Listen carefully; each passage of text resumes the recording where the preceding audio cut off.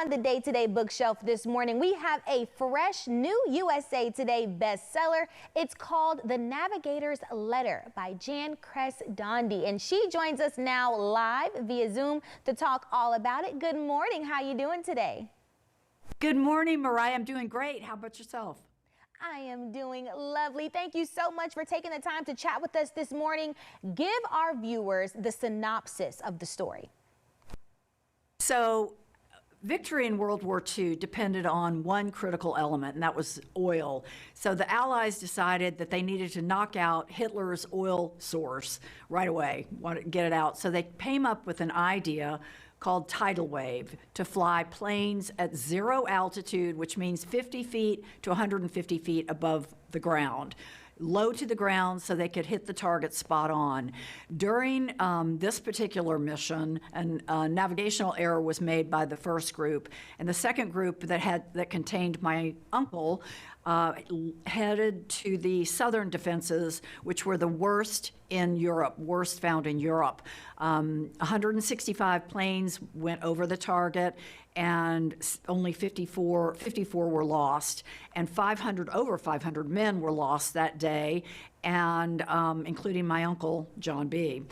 Months later, the Air Force regrouped out of Italy, and they flew high altitude missions over Ploesti, and my father flew a mission over Ploesti, and his plane was shot down.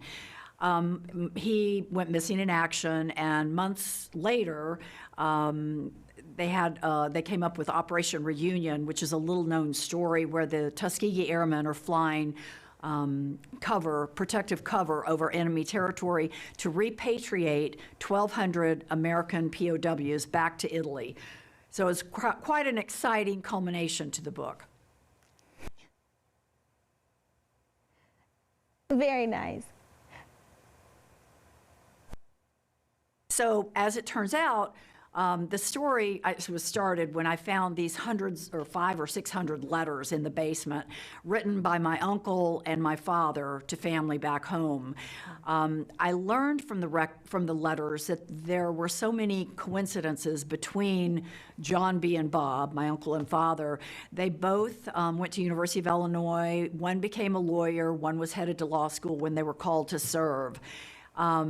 As they both became B-24 navigators, and they both flew over Ploesti and were shot down and went missing in action. At that time, each of the letters stopped from there because they were missing. They went missing in action. So the letters were a big part of the heartbeat of the whole book. That's very fascinating. I mean, when did you realize that your family's story was so interesting? Well, as I delved into it, I didn't learn a lot of World War II in high school. I must have skipped class or something, but I didn't know much about it. When I was young, my father used to tell me bedtime stories, not fairy tales, but rather they were dive-bombing Stukas or daring escapes or enemy interrogations. My father was fluent in German. But when I wanted to, as I read the letters, I found these coincidences between the two men, and I felt like their story needed to be told because I had the entire Ploesti campaign from the beginning to the end with Operation Reunion and the Tuskegee Airmen all in one story. And I knew that it needed to be told with authenticity. So I had to go through the National Archives and probably documented or read 100,000 documents and blended them with the letters. And that's sort of how the story came about. I learned a lot. And you have background as a litigation paralegal. I mean, how did that help the process? Enormously. I had 30 years as a litigation paralegal, and my job, just like history, studying history, was to research, to interview witnesses, to write memorandums. But writing memorandums was much different than sharing a story. So I had to sort of learn how to write, still fact-based, it's a true story, but tell it in a way that people can understand easier about it. It reads with the pace of a novel, but it's a true story. I know, of course, when it comes to family, it can bring up some emotions, but what do you think your dad and uncle would say about the book? So I think, well, they were sort of on my shoulders throughout this whole story, I will say.